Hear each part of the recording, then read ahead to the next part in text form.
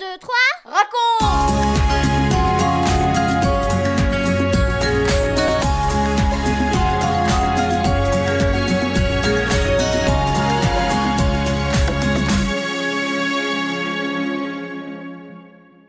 Bonjour les garçons, bonjour les filles.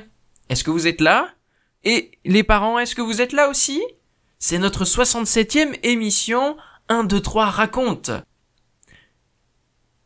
Jamais je ne te laisserai, jamais je ne t'abandonnerai. Tu peux compter sur moi, je serai toujours là. As-tu déjà entendu ça? Peut-être l'as-tu dit? On peut se croire fort, mais ce n'est pas gagné d'avance. Alors, c'est la déception. On se sent mal. Bon, quand ça concerne des petites choses, ce n'est pas trop grave, mais on peut se retrouver dans des situations difficiles. C'est le cas de Pierre dans ce récit que tu retrouveras à la fin des évangiles. Écoute attentivement et tu pourras répondre ensuite à mes questions. Pourquoi Pierre a-t-il renié Jésus? Et qu'est-ce qu'il a appris? 1, 2, 3, raconte! Il fait nuit. Toute une troupe de soldats, de gardes et de gens armés de bâtons et d'épées viennent d'arrêter Jésus dans le jardin de Gethsémani. Ce sont les chefs religieux qui les ont envoyés. Ils lui attachent les mains et avec brutalité, ils l'emmènent. Jésus est tout seul. Où sont ses amis, Matthieu, André, Philippe et les autres disciples? Il y a quelques heures, ils avaient tous promis de ne jamais l'abandonner. « Je suis prêt à mourir pour toi !» avait déclaré Pierre.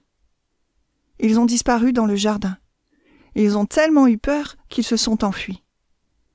Mais Pierre se ressaisit, et il dit à l'un d'eux: « Eh bien, suivons de loin. On verra où ils amènent le Seigneur et ce qui va se passer. » Ils arrivent devant le palais de Caïphe, le souverain sacrificateur. Ce disciple connaît Caïphe. Il entre, mais Pierre reste dehors. Il demande à la servante qui se tient près de la porte. « Mon ami peut-il entrer ?»« Qu'il entre !» Pierre pénètre dans la cour.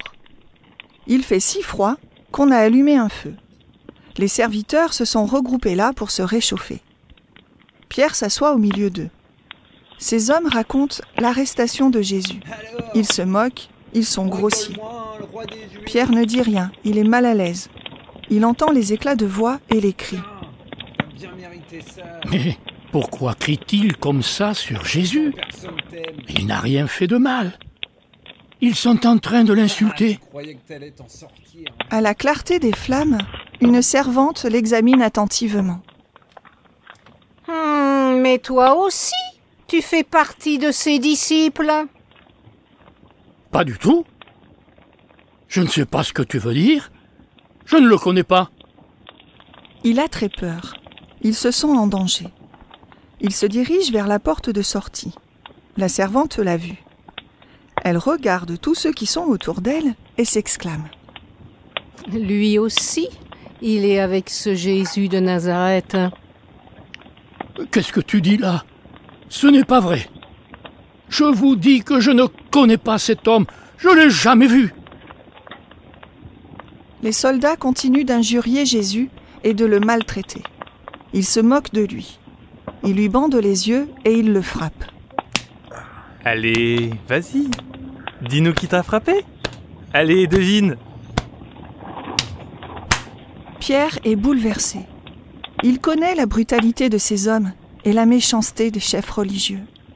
Il est si malheureux de savoir Jésus livré ainsi entre leurs mains. Le temps semble bien long, mais il reste là. 1 heure plus tard, des hommes s'approchent. Ils l'entourent et lui disent: « Il n'y a pas de doute. Tu fais bien partie de ces gens. Tu es avec lui.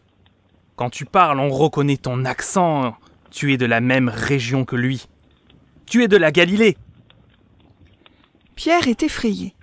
Un serviteur du souverain sacrificateur insiste. « Mais oui, bien sûr que tu es avec lui. Ne dis pas le contraire, je te reconnais. Je t'ai vu dans le jardin cette nuit. C'est toi qui as coupé l'oreille de mon cousin. » Pierre est en colère, il s'écrie. « Je vous dis que non! Je ne connais pas cet homme. Je vous jure, je ne l'ai jamais vu. » À cet instant, un cri retentit dans la lueur du matin. Le chant d'un coq. Pour Pierre, tout bascule. Les paroles de Jésus résonnent dans sa tête. « Pierre, avant que le coq chante aujourd'hui, tu m'auras renié 3 fois. » Il est effondré. Jésus tourne son regard et rencontre celui de Pierre. Il n'y a pas de reproche dans ce regard, mais de la tristesse et de la compassion. Pierre est bouleversé. Ce regard de Jésus va au fond de son cœur. Il ne peut plus rester là. Il se glisse hors de cette cour et s'enfonce dans les rues encore endormies de la ville. Il pleure amèrement. Il a honte de lui. Tout ce qu'il vient de vivre tourne en boucle dans sa tête. Lui, le jeune homme, si sûr de lui, qui se croyait fort, vient de renier son Seigneur, qu'il aime tant. Il est profondément déçu de lui. Je suis indigne. Je suis indigne du Seigneur. Jamais je n'aurais cru en arriver là. Jésus voudra-t-il me pardonner de l'avoir renié ? Pierre n'a pas la réponse. Il va vivre des heures et des jours de profonds regrets. Mais son réconfort, c'est le regard bienveillant de Jésus.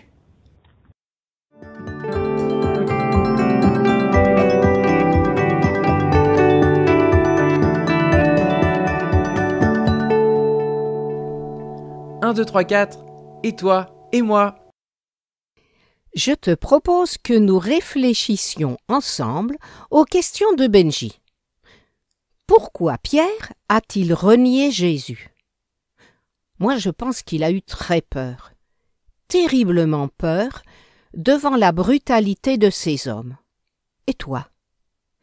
N'as-tu pas peur, parfois, des réactions de ceux qui t'entourent quand tu leur dis que Jésus est ton ami ? Benji nous demande aussi « Qu'est-ce que Pierre a appris ?» Eh bien, il a découvert ce qui est au fond de son cœur, son orgueil, mais aussi sa faiblesse. Jésus l'avait averti, mais il ne l'avait pas cru, car il se croyait très fort. Quel dommage! Il n'a pas écouté, il n'a pas prié. Il aurait eu beaucoup plus de force pour résister, ou tout simplement ne se serait-il pas mis dans une situation si difficile? Maintenant, je vais te dire ce que je trouve formidable dans ce récit, qui est pourtant bien triste. C'est le regard d'amour de Jésus pour son disciple. Qu'est-ce que tu en penses? Eh bien moi, cela m'encourage beaucoup, de savoir que Jésus continue de nous aimer, même si nous ne sommes pas toujours au top. « 4, 3, 2, 1 et nous les parents. » Ce récit nous interpelle. De quoi nous croyons-nous capables pour le Seigneur? Jusqu'où pensons-nous pouvoir aller? Il est facile de dire, de penser, de rêver même, que nous irons jusqu'au bout par amour pour lui. Mais la réalité peut nous dépasser. Restons humbles et confiants pour lui demeurer fidèles dans le chemin qui est le nôtre dans notre quotidien. Nous pouvons garder dans notre cœur ces paroles du Seigneur. « J'ai prié pour toi, pour que ta foi ne défaille pas. »